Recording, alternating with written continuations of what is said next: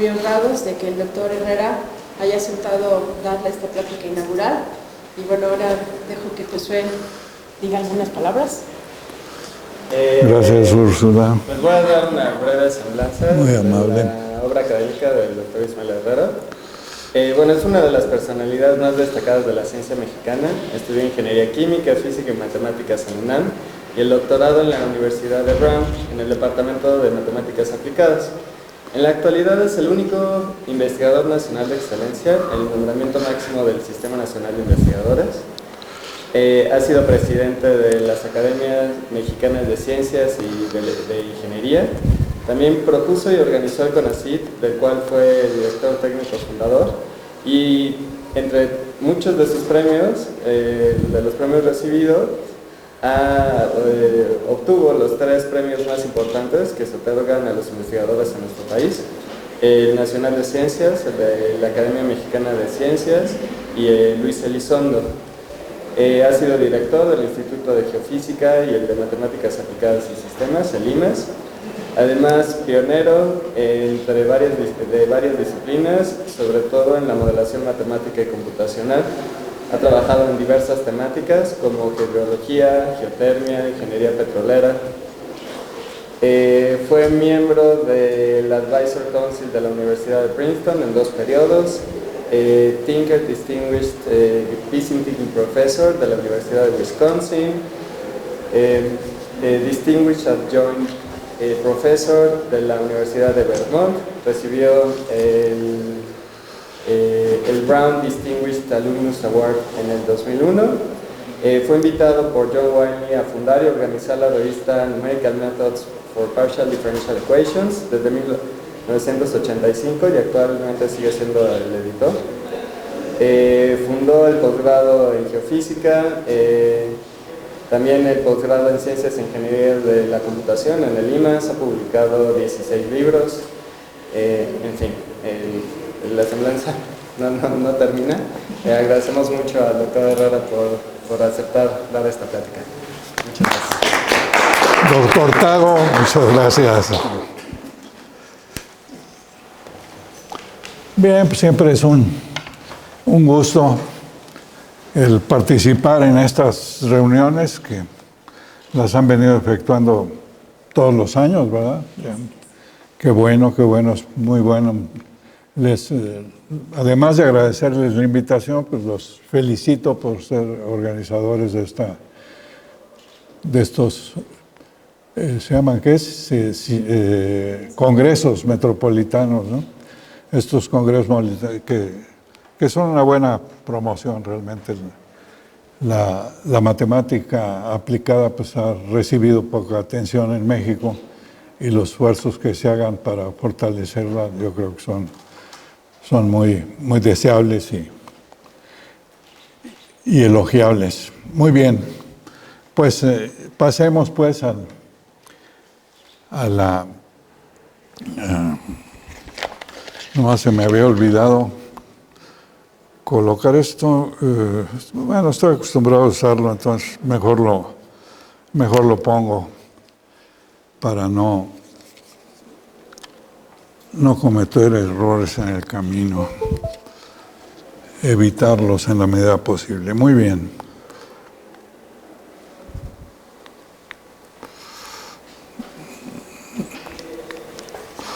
A ver. Bueno.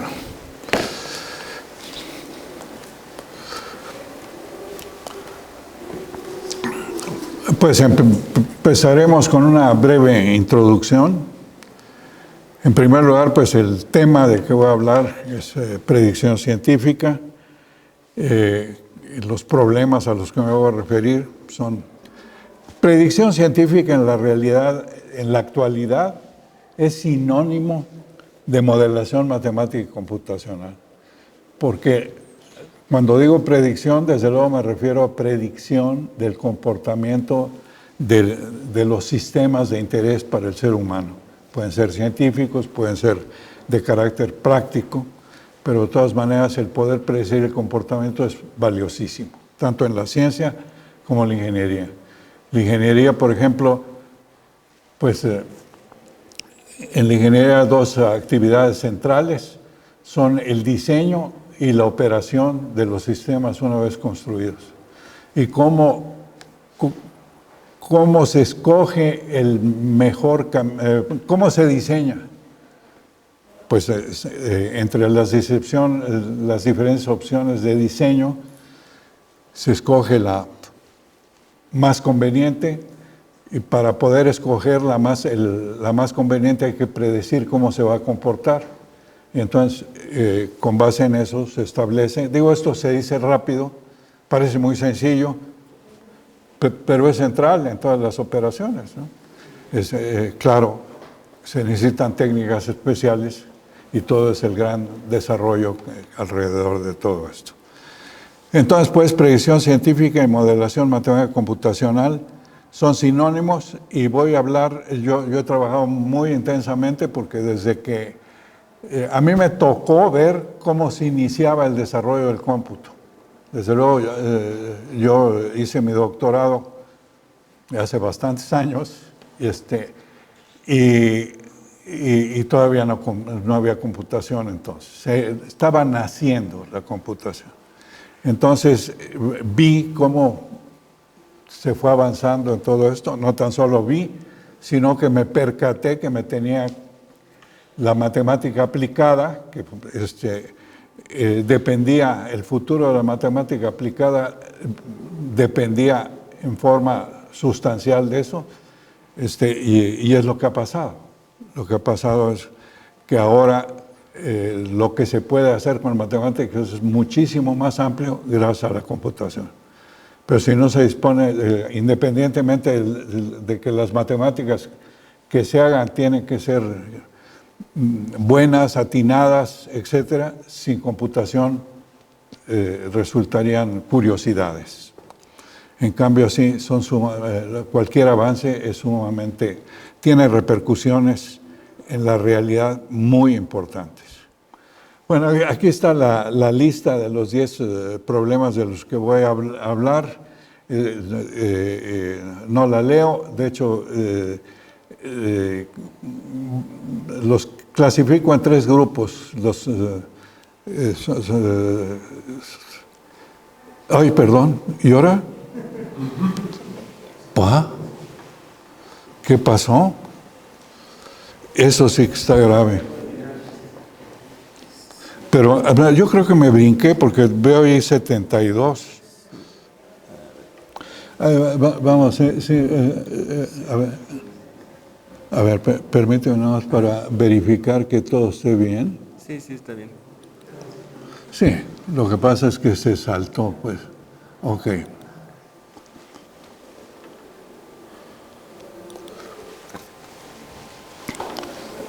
La primera parte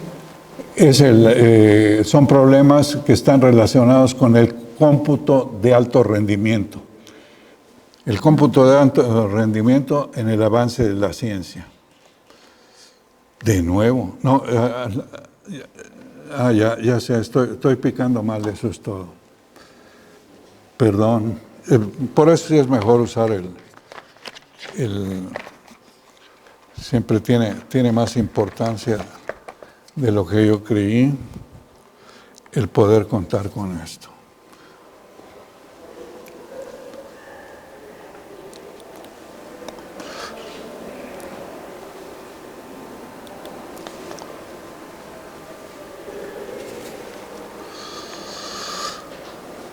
¿Dónde está inicio?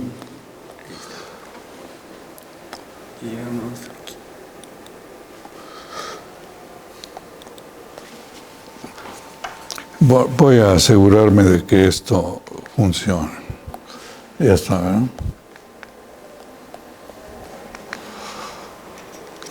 No está funcionando. Sí, es con esta. ¿Con esa? Ok, entonces voy a usar esta. Entonces, la primera parte está relacionada con el cómputo de alto rendimiento. En particular, pues voy a hablar un poco de la importancia del cómputo en el avance de la ciencia.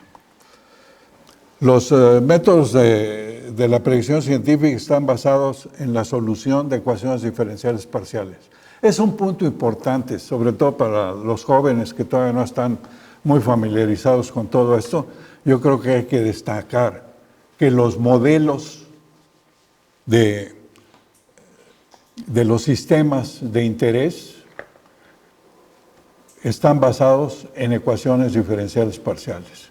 Consecuentemente, los métodos de solución de ecuaciones diferenciales parciales son claves en la aplicación de las matemáticas, tanto, desde luego, los matemáticos tienen aplicaciones científicas, aplicaciones de la ciencia pura. Digo, por ejemplo, pues la físico-matemática, que es la aplicación de las matemáticas a la física. Y por otro lado, pues tienen las aplicaciones tanto a la tecnología, la ingeniería, etc. ¿Y cuáles son los modelos básicos? Los sistemas de interés para el ser humano, en realidad podríamos distinguir dos grandes grupos: sistemas microscópicos y sistemas macroscópicos. Y mucho de lo que nos ocupamos son de sistemas macroscópicos. En general, los sistemas microscópicos tienen sobre todo interés en la química y cosas similares, porque desde luego para conocer cómo se comportan las moléculas para la formación de compuestos químicos, etc., se necesita la mecánica cuántica, que es la base de la física microscópica. Pero para la física, pero los sistemas, por ejemplo, que más maneja la ingeniería, la inmensa mayoría, son sistemas macroscópicos. Consecuentemente, la física macroscópica es fundamental en todo esto. Entonces, los métodos de la predicción científica están basados en sistemas de ecuaciones diferenciales parciales. ¿Por qué? Pues porque los modelos básicos de la física macroscópica son sistemas de ecuaciones diferenciales parciales. Bueno, me voy a referir un poco más a medida que avancemos. Las soluciones de las ecuaciones diferenciales parciales, por otra parte, dependen de un número infinito de grados de libertad. Pues porque, ¿cuáles son las soluciones de las ecuaciones diferenciales parciales? Son funciones definidas en el espacio y en el tiempo. ¿Cuántos grados de libertad hay en el espacio tridimensional? Evidentemente, un número infinito. Entonces, de entrada, el problema tiene un número infinito de grados de libertad. Naturalmente, no hemos aprendido, no hemos desarrollado la capacidad para manejar sistemas con un número infinito de grados de libertad. De hecho, por ejemplo, en el caso de las soluciones analíticas, pues ahí sí la solución exacta y consecuentemente está definida en cada punto del espacio y en ese. Pero en general, precisamente la aplicación del cómputo, que es tan importante, que ha permitido avanzar tanto, desde luego las computadoras no tienen la capacidad para manejar un número infinito de grados de libertad. Consecuentemente, es necesario aproximarlas por funciones que dependen de un número finito de grados de libertad. Tenemos que rebajar el número, porque de otra manera no es posible. Para evitar grandes errores, entre mayor sea el número de grados de libertad, pues más nos podemos acercar a la solución exacta. Entonces, para evitar grandes errores, para alcanzar precisión, es necesario utilizar muchísimos grados de libertad. Esto da lugar a sistemas algebraicos muy grandes. Consecuencias: el avance de la predicción científica va de la mano con el avance del cómputo de alto rendimiento. en la actualidad. A veces, inclusive en nuestro medio, yo no sé, las cosas han ido evolucionando, ¿verdad? Y ciertamente, durante mucho tiempo se ha visto como con cierto menosprecio por parte de quienes hacemos investigación científica a las actividades relacionadas con el desarrollo de la computación. Y eso es un enorme error, porque desde luego el avance de esas aplicaciones en la actualidad, de hecho, si uno ve, yo he hecho ese ejercicio de ver estados del arte en diferentes campos. En la actualidad, además del avance tradicional, que es a través de la actividad, los experimentos, etcétera, en los diferentes campos, por ejemplo, en el caso de medicina, la práctica médica, en fin. En la actualidad va acompañado de otra parte, que es igual o más importante, que es la aplicación del cómputo a los problemas. Y desde luego la aplicación del cómputo a los problemas de la ciencia y de la ingeniería no son mágicos, sino que se hacen a través de la combinación del cómputo y las matemáticas, de la informática y las matemáticas, y por eso actualmente mucho del avance depende de esa combinación, que inclusive le hemos estado empezando a llamar informática, porque yo creo que la matemática aplicada del futuro va a ser precisamente informática. La informática es importantísima, pero solo el conocimiento matemático y para muchas de las aplicaciones, como decía, la física, especialmente la física macroscópica, son fundamentales. Entonces, el cómputo de alto rendimiento, que lo abrevian como CAR, es fundamental en el avance de la ciencia. Por lo mismo, porque yo he notado, los comités evaluadores de propuestas de investigación básica deben incluir expertos de alto nivel de cómputo científico. De otra manera, ese aspecto que es tan importante no se le da el peso adecuado. Computadoras paralelizadas. Entre los nuevos recursos de hardware destacan los recursos paralelizados. Sin embargo, su aplicación a ciencia pura y aplicada no es sencilla. ¿Cuáles son las dificultades principales del cómputo en paralelo? O sea, en la actualidad ese tipo de computadoras pues tienen muchos procesadores. Entonces, las principales dificultades son la coordinación de los procesadores y la transmisión de la información entre ellos. Sin embargo, tales dificultades, digo, esta es una observación porque va a estar ligada con una de las problemas que voy a presentar. La tarea propuesta se puede realizar cuando la tarea propuesta se puede realizar con los procesadores trabajando de manera independiente entre sí, pues no hay problema de coordinación ni de transmisión de la información. Entonces, como muchas veces el acercarse a ese ideal depende de la manera de formular el problema, entonces es una cosa que consideramos paradigma para la programación en paralelo. Una guía para el diseño de algoritmos en paralelo eficaces es hacerlos de manera que el trabajo de cada procesador sea tan independiente como sea posible. Las nuevas medidas de eficiencia. Bueno, es uno de los problemas uno de los trabajos en que hemos estado proponiendo es nuevas medidas de eficiencia. Estas medidas definen una distancia al algoritmo paradigmático.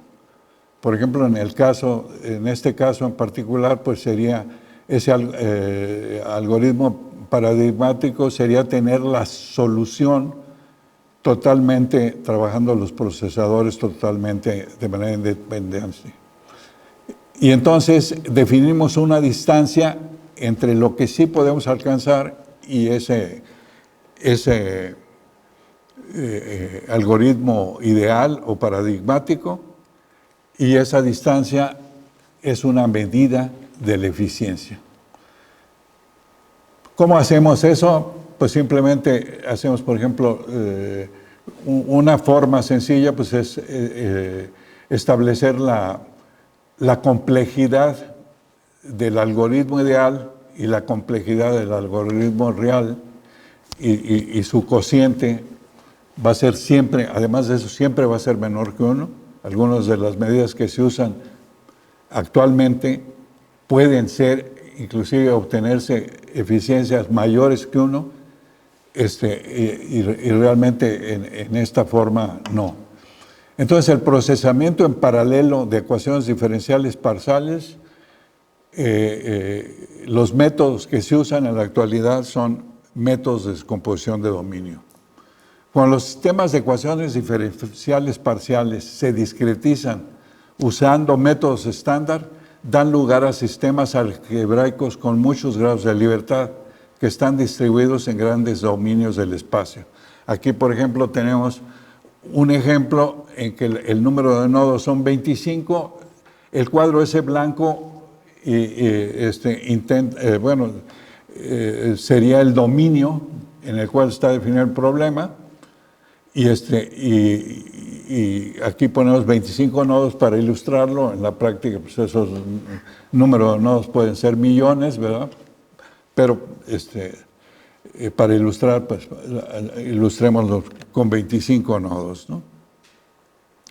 Son 5, de hecho es 5 por 5 el número de nodos ahí. El sistema algebraico, cuando se discretiza, pues toma la forma que aquí ilustra. Es una matriz, la matriz del sistema, el vector solución, y F depende de los datos del problema, o sea, el miembro derecho de la ecuación. Aquí M, inclusive la notación generalmente usamos, pues la matriz depende de 2 índices. Estoy pensando en matrices cuadradas, M, P y Q, ¿no? Cuando el dominio del espacio físico se descompone en subdominios, cada matriz, entonces el método de descomposición de dominios, la idea es partir el dominio en cierto número de subdominios, y cada matriz local está asociada a cada uno de los subdominios y es mucho menor que la original. Los EDM asignan a cada procesador un subdominio cuya matriz, por ser más chica, es más fácil de invertir. A esta estrategia se le llama divide y vencerás. Es obviamente efectiva si los problemas asociados a cada procesador son independientes entre sí, pero en general no se logra que sean independientes entre sí, pero se busca, y ahí está el paradigma, cómo el paradigma sirve como una guía, se busca hacerlos tan independientes como es posible.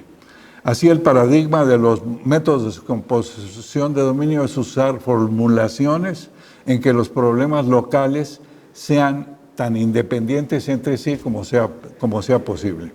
Usualmente, tal paradigma no se puede alcanzar, sin embargo, la búsqueda de esa independencia es una guía al diseñar algoritmos de métodos de descomposición de dominio.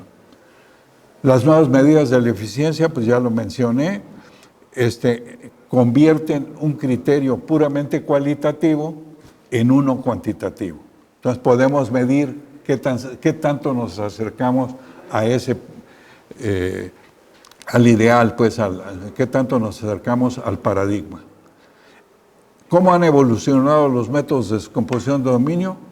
poco después de que la investigación orientada a resolver ecuaciones diferenciales parciales utilizando hardware paralelizado se intensificó, hace algo así como 30 años, se reconoció que los métodos de descomposición de dominio, aquí está DDMS, es en inglés, Domain Decomposition Methods, constituían el enfoque más prometedor para alcanzar ese propósito. La organización de métodos de descomposición de dominio se creó en 1987, precisamente cuando se inició cuando se intensificó su estudio, ¿no? El estudio de los métodos de descomposición de dominio y también el desarrollo del cómputo en paralelo. En 2002 tuve el honor de ser el anfitrión del 14º Congreso Internacional de Métodos de Descomposición de Dominio, que lo celebramos aquí en Huastepec. Aquí están las memorias de ese congreso, que aquellos que están familiarizados con Cocoyoc seguramente reconocen la escalera que aparece allí. Al principio se investigaron los métodos con traslape, o overlapping métodos en inglés, como el iterativo de Schwarz. Pero los métodos con traslape, pues precisamente como tienen traslape, hay demasiada relación entre cada uno de los subproblemas y pues rápidamente se abandonaron. Y se centró la atención en los métodos sin traslape. Los métodos más efectivos en la actualidad son los métodos de descomposición de dominio sin traslape. Si tomamos en cuenta el paradigma de los métodos de descomposición de dominio, esto es natural, pues es más fácil independizar los problemas locales cuando sus dominios de definición no se traslapan. Entre menos liga hay, pues se acerca uno más a la situación paradigmática. Sin embargo, los nodos usados en los métodos sin traslape están traslapados. Bueno, pues aquí se ve en la figura. Aquí los subdominios no tienen traslape, al menos el interior de los subdominios no lo tienen, pero tienen en común los nodos que caen en las fronteras comunes. Entonces, aún los métodos sin traslape, desde el punto de vista de los nodos, que finalmente es donde vamos a trabajar, están traslapados. Tomando eso en cuenta, nosotros iniciamos una línea de investigación que nos condujo a desarrollar la metodología DBS. Lo de metodología DBS proviene de Derived Vector Space, o sea, el método de los espacios de vectores derivados. ¿Qué es eso? Bueno, pues en primer lugar, establecemos un sistema de nodos sin traslape, como se muestra aquí en la figura. ¿Cómo le hacemos para crearlo? Pues en realidad es muy fácil, porque simplemente pues, los nodos que están traslapados se parten en tantos pedazos como subdominios a los que pertenecen, y entonces se obtiene un sistema como el que se muestra aquí en la figura. Entonces, a estos nodos que se obtienen de esa manera, les llamamos los nodos derivados. Y las funciones definidas en los nodos originales se les llama nodos originales, y a estos les llamamos, a las funciones definidas en esos sistemas, funciones o vectores derivados.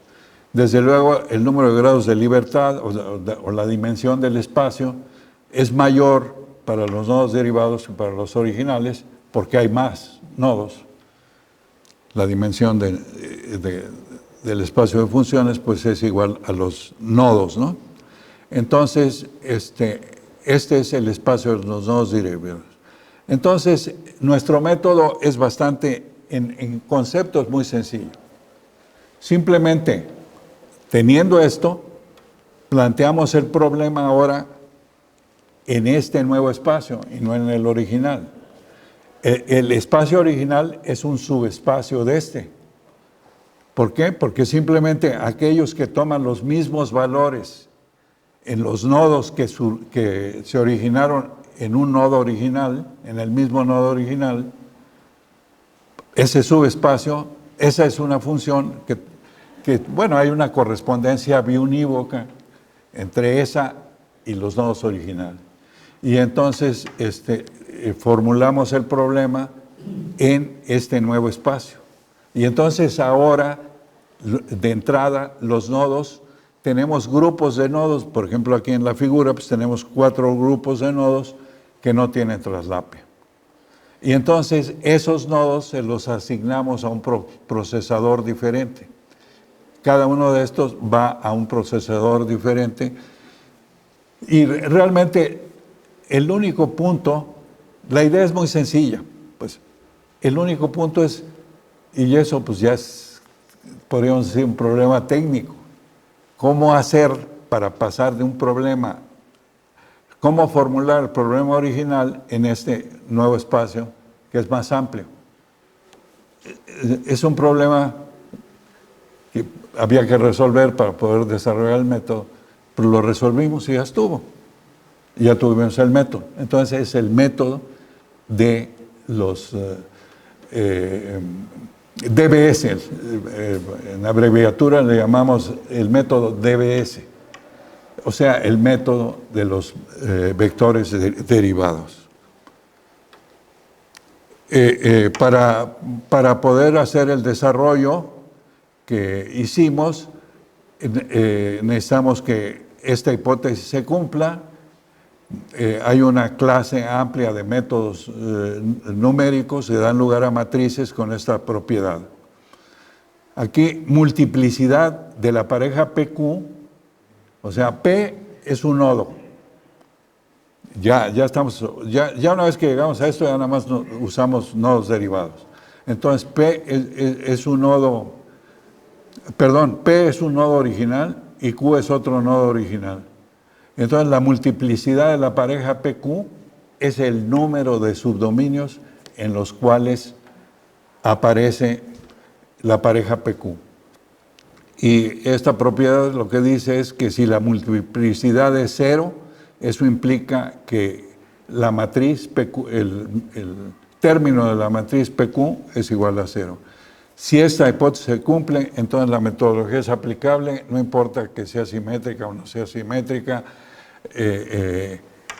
positiva definida. Claro, a la hora de hacer ya las operaciones es más sencillo hacerlo con matriz positiva definida que no positiva definida, pero la metodología básica es aplicable a cualquier ecuación, independientemente de que sea simétrica o no lo sea. Entonces, en estos desarrollos introdujimos el concepto de discretización tras traslape. Se da un método general para transformar las discretizaciones estándar, que son con traslape, en otras sin traslape. Se aplican sucesivamente dos métodos para, bueno, se aplican ciertas técnicas que se llaman restricciones y precondicionamiento para acelerar. Todos los métodos de descomposición de dominio son métodos iterativos.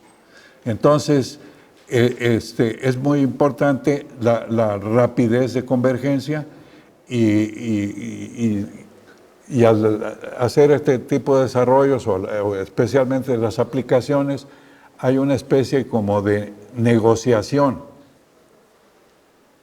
entre la rapidez de convergencia y el trabajo que se tiene que hacer al hacer cada iteración.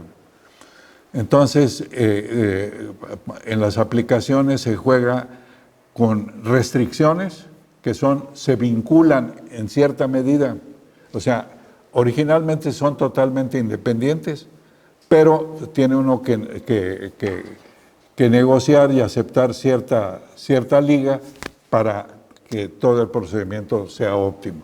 Entonces se juega con restricciones y precondicionamiento.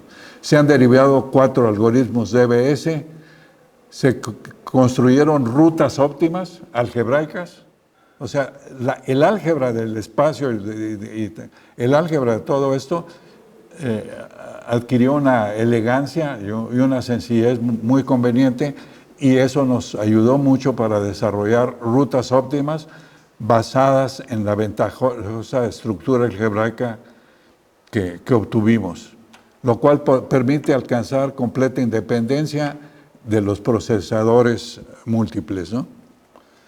Resultados numéricos, este artículo que estoy citando es el capítulo 1, nos dieron la distinción de ponerlo como capítulo 1 en este libro de Springer Verlag, de High Performance Computing and Applications.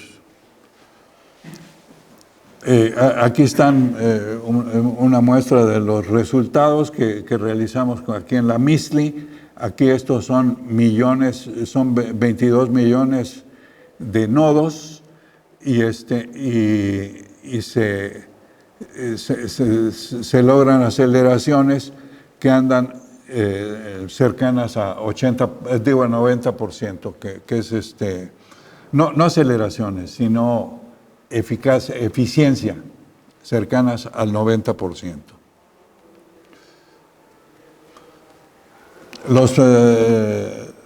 Bueno, esto entonces, los 3 primeros problemas a los que me refería al principio,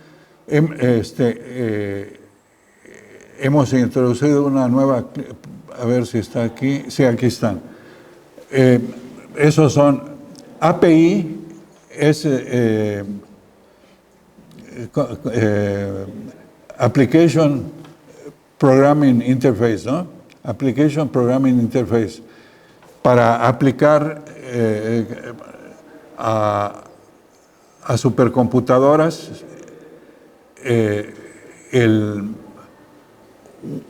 un algoritmo que se usa en agua subterránea, pues es el más completo, el ModFlow, y aplicamos los algoritmos de DBS. Precisamente a través de este ejercicio nos percatamos que una cosa similar se puede hacer para paquetes que ya están desarrollados, y digo, siempre y cuando sean paquetes que manejan ecuaciones diferenciales parciales, y utilizando este procedimiento podemos convertir el algoritmo del paquete en uno que esté basado en DBS y aumentar de esa manera su eficiencia. Y eso mismo pues, también nos llevó a revisar las métricas para hacerlas más unas métricas que reflejen la capacidad del algoritmo y no otros aspectos. La capacidad en la paralelización. Porque realmente la eficiencia de un procedimiento pues, es una combinación de cosas. No nomás la eficiencia del algoritmo, sino cómo se programa, etc. Entonces, acá la medida es la eficiencia como algoritmo de paralelización, es lo que mide. Todo esto pues, nos dio lugar a una serie de artículos, el último de los cuales es en que mostramos que la eficiencia pues, es notable y está por encima de lo que se obtiene con otros algoritmos. Parte segunda. Problemas motivados por la formulación axiomática de la física macroscópica.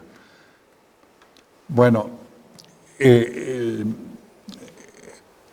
la segunda mitad del siglo XX se desarrolló el grupo de Trussell, Noll, etcétera, hicieron un intento para axiomatizar la física macroscópica. En particular, Trussell y Noll Walter Noll jugaron un papel muy importante.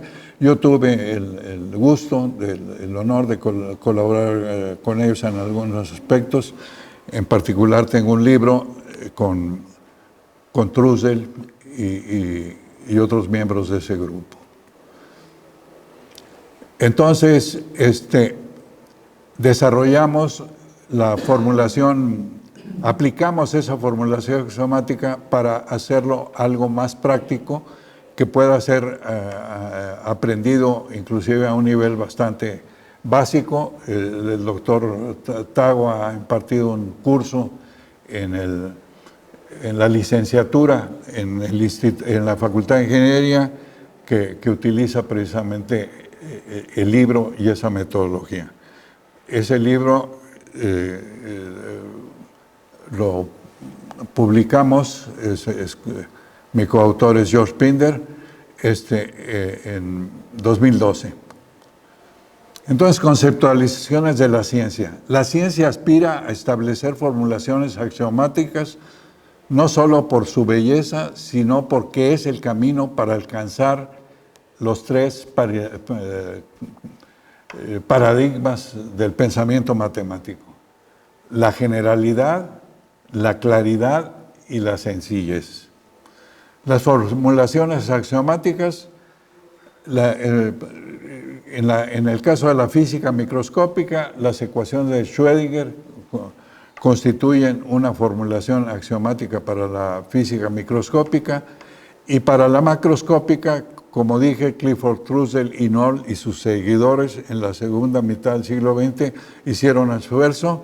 Yo le he dado una forma especial que presentamos en ese libro que publiqué con John Whalley y George Pinder es mi coautor. La formulación axiomática se identifica. ¿En qué consiste la formulación axiomática? Bueno, la formulación axiomática nos permite hacer lo siguiente.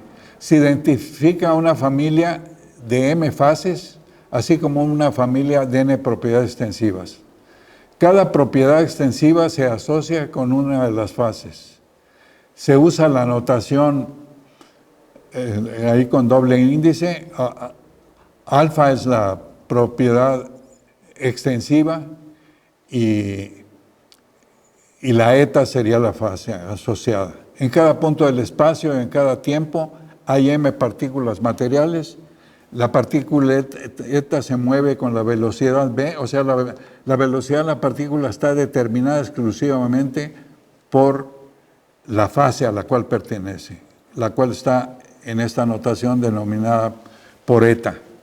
Y cada una de las propiedades extensivas satisface las condiciones de balance. Las propiedades extensivas, una propiedad extensiva es cualquiera que se puede expresar como una integral sobre el cuerpo, sobre el dominio que ocupa el cuerpo. Las propiedades extensivas son propiedades de cuerpo, a diferencia de las intensivas, que son funciones de las partículas. El balance global, general, es o sea, una propiedad extensiva cambia por dos razones nada más. O se genera en su interior, aquí es un integral sobre el interior, y es un integral sobre la frontera del cuerpo. Entonces, la ecuación de balance general es o se genera el interior o se importa por la frontera. Las ecuaciones diferenciales, esta es la ecuación diferencial general. Cualquier modelo lo podemos expresar de esta manera, e inclusive en la metodología de la física macroscópica hay ocasiones que se usan, que puede haber soluciones discontinuas. Por ejemplo, en el flujo supersónico, Cuando rompían la barrera del sonido los aviones, se rompían las ventanas de las casas, era precisamente porque había un choque que iba adelante del supersónico. Pues todo eso se ha perfeccionado. Yo ya no oigo que se rompan las ventanas de las casas, pero cuando estaba yo chico sí, que fue la época en que se superó el sonido. Entonces, en la metodología de la física macroscópica, eso se maneja por medio de soluciones discontinuas. Soluciones discontinuas se admiten solamente discontinuidades de salto. Entonces aquí el paréntesis cuadrado es precisamente el salto. El límite por un lado menos el límite por el otro. Y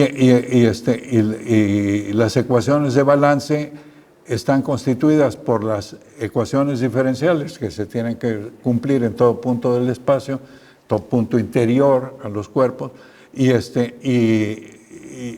la condición de salto que solo se cumple en la superficie donde hay discontinuidades. Entonces, esto, por ejemplo, lo hemos estado aplicando a la modelación geotérmica. En particular, el desarrollo de la geotermia, pues continúa mucho de lo que se hace en ese campo, lo originaron Faust y Mercer. Por cierto, que ellos, el primer trabajo fue Pinder, Faust y Mercer, cuando Pinder estaba en el US Geological Survey. Posteriormente, Pinder pasó a Princeton, porque fue pionero de la aplicación de los métodos numéricos a las aguas subterráneas, y continuaron Faust y Mercer en el desarrollo de la parte geotérmica. Pero el primer trabajo fue... Y en realidad la forma en que hacen el desarrollo, Faust y Mercer, es heurística, porque no tienen un método de análisis completo. Entonces, nos hemos metido a revisar esa parte aplicando la metodología axiomática. En la metodología axiomática, por ejemplo, aquí hay 8 propiedades extensivas básicas. Los sistemas geotérmicos tienen, por una parte, la matriz, que aquí le llamamos roca. Digo, la matriz puede ser arenas, pero también en general es una matriz rocosa, con huecos, desde luego. Y estamos en la situación en que hay agua y hay vapor. O sea, H2O líquido, le llamamos water, y steam, o sea, vapor, o sea que tenemos dos fases. Entonces, tenemos dos fases y las propiedades extensivas son la masa, la energía interna y la energía mecánica. Y eso nos lleva entonces ya a establecer las expresiones de estas. Digo, no me voy a meter en detalles, solo quiero dar una visión panorámica de cómo se procede. Entonces, las propiedades intensivas son simplemente, hay una correspondencia biounívoca en esta metodología, hay una correspondencia biounívoca entre propiedades extensivas e intensivas. ¿En qué consiste? La propiedad, toda integral tiene un integrando. Como las propiedades extensivas son integrales, a fuerza hay un integrando, pues el integrando es la propiedad intensiva asociada a esa propiedad extensiva. Y si bien se establecen, creo que, a ver, ya me volvió a suceder, lo siento por... por haber así escape.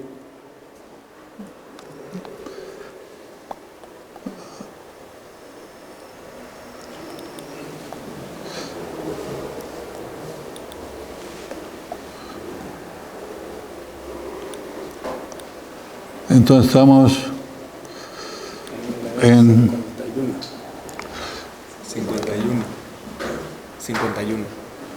51. Ajá. Qué bueno que te fijaste. Ahí estamos. Entonces, aquí tenemos las propiedades intensivas y tenemos las ecuaciones diferenciales correspondientes a los balances y bueno, entonces hemos estado aplicando pues a la geotermia.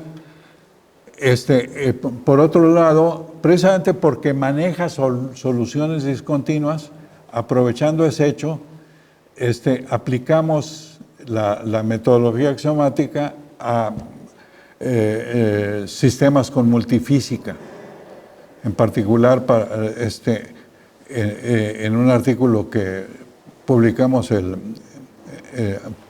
bueno, no el pasado, sino el año antepasado, actualmente se estudia bastante o está en estudio intenso la física de multiescala. En general, la manera de hacer las predicciones utilizando física macroscópica es utilizando ecuaciones constitutivas. Las ecuaciones constitutivas son las relaciones, por ejemplo, esfuerzo de formación es una ecuación, la relación esfuerzo de formación es una ecuación constitutiva. En general, cómo se relacionan las diferentes propiedades intensivas que está ahí contenida la física, ¿no? Y esas ecuaciones constitutivas se introducen por medio de experimentación, pues simplemente relaciones esfuerzo de formación. Se usan mucho las pruebas triaxiales y cosas de ese tipo, ¿no? ¿Y cómo es eso? Entonces es empírico, pero las relaciones constitutivas se establecen de esa manera y realmente han sido sumamente efectivas, porque eso es lo que ha permitido aplicar la física macroscópica a muchísimos problemas, ¿no? Pues esto no existiría, este cuarto no existiría si no tuvieran la capacidad para diseñarlo, y su diseño es precisamente utilizando la física macroscópica, ¿no? Pero esa forma de proceder, a pesar de que ha sido muy exitosa, en problemas más complicados ya ha tenido muchas dificultades. Por ejemplo, para sistemas con memoria, viscoelásticos, cosa similar, ha sido muy poco el progreso que se ha logrado con ese punto de vista. Entonces, en la actualidad se está trabajando intensamente en la modelación de multiescala, que consiste simplemente en utilizar modelación a una escala pequeña para establecer eso, para sustituir a los experimentos. Entonces, en particular, usando esto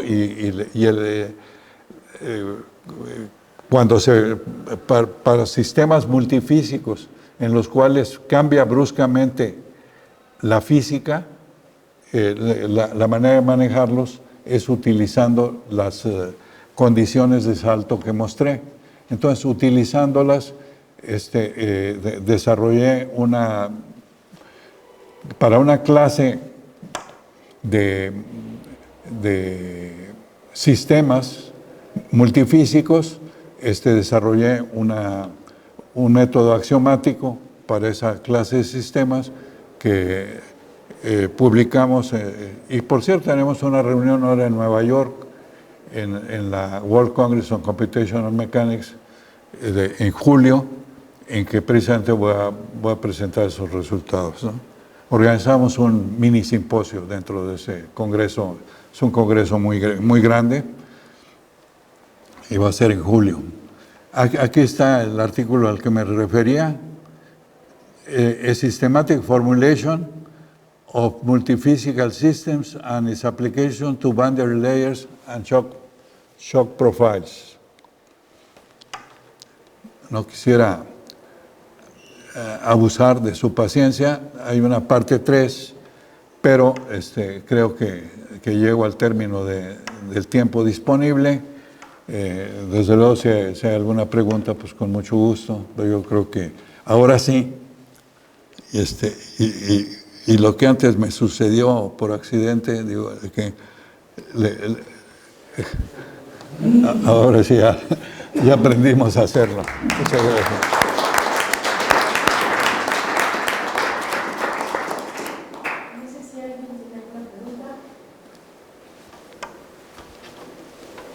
A mí me intriga el asunto de los procesos multiescala.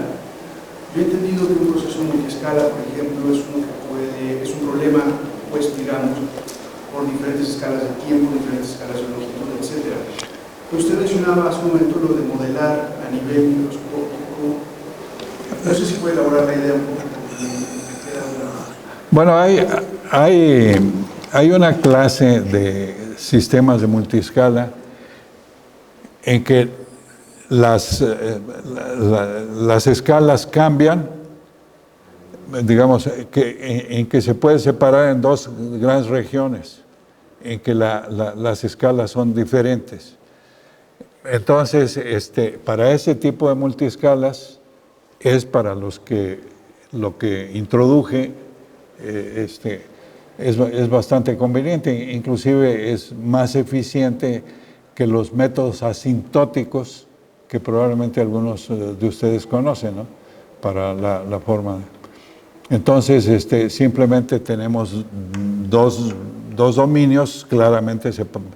Inclusive la propia definición de en qué punto cambian no es tan clara, pero el procedimiento precisa dónde es donde debe introducirse, dónde es óptimo introducir el cambio de la escala. Porque en general el cambio de la escala, aunque sea abrupto, no es continuo, es parecido a los choques. Por ejemplo, si uno ve un choque en un material, ¿cuándo ocurren los choques? Eso es en fluidos, en el aire, que es compresible y ligeramente viscoso. Entonces, si la viscosidad es pequeña, la desprecia uno, y en esas condiciones las ecuaciones admiten soluciones discontinuas. En el momento en que uno incorpora ya la viscosidad, ya no. Pero si la viscosidad es pequeña, hay un cambio bastante abrupto, pero no es discontinuidad, sino está un poco alisado. Entre menor sea la viscosidad, más abrupto va siendo, ¿verdad? Y algo similar pasa acá. También el cambio entre la macroescala y la microescala no es estrictamente abrupto, o sea, no es una discontinuidad, e inclusive aproximarlo por algo discontinuo, pues también requiere definirlo apropiadamente, porque si no la aproximación puede ser bastante insatisfactoria, ¿no? Entonces se parece la forma de tratar esto, el cambio de escala.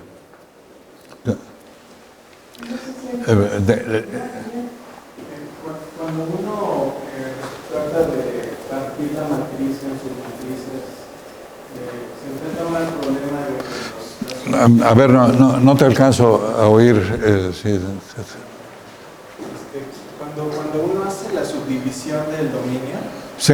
se enfrenta a uno que la solución converge lentamente en las frecuencias bajas. ¿Cómo ayuda a que se resuelva este problema?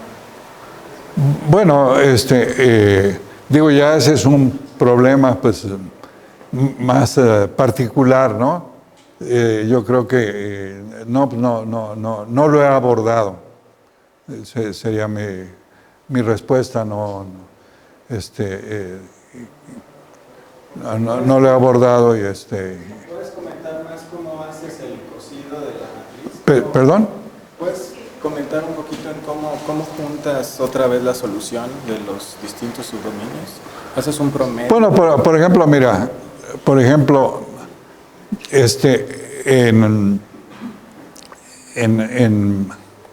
en problema, hay un problema que es clásico, que es el de difusión. Que si hay difusión, tú tienes una solución. Y desprecias la solución en otra zona. En una zona la difusión puede ser importante y en otra zona no. Entonces, en ese momento estás cambiando la física. Porque en una zona lo aproximas con difusión, o sea, la solución es, si quieres, la exacta. Pero en otra, la difusión juega un papel, o sea, no tiene influencia, eso, no sé si has resuelto, inclusive hay un ejemplo en una dimensión, transporte con difusión, en que tengas sin difusión, en una dimensión, pensemos en una dimensión,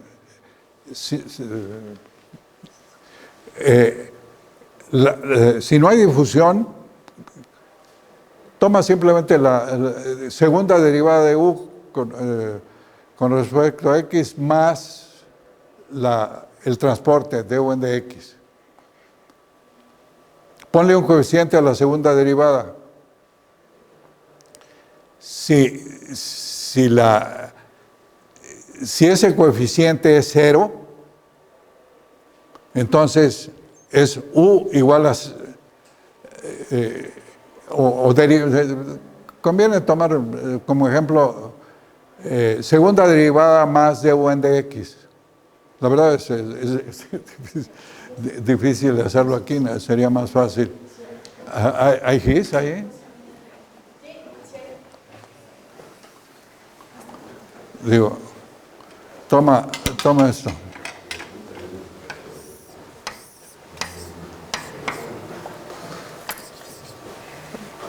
Toma esta ecuación.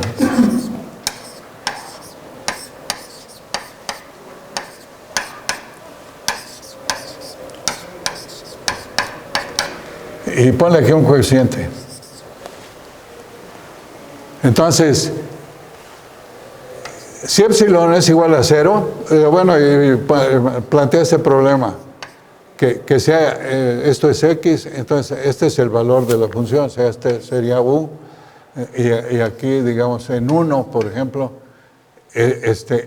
pones la condición u de 1, u de 0, este es 0 y este es 1, ¿no? U de 0 igual a 1. Y u de 1 igual a 0. Entonces la solución en general se ve así. Pero si tú tomas epsilon igual a 0, la solución es esta. Y tiene una discontinuidad aquí para satisfacer esa condición de frontera. Entonces, si tú vas variando epsilon, esto te va dando una cosa cada vez más pronunciada, ¿no? Es un ejemplo muy sencillo que probablemente muchos de ustedes han visto, ¿no? Entonces, ese es un caso en que tienes dos físicas, ¿no? Porque una es con difusión y la otra sin difusión. Y este tipo de problemas pues, es similar, pero más general, eso es todo.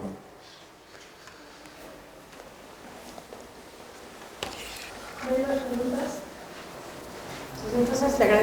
al doctor su plática.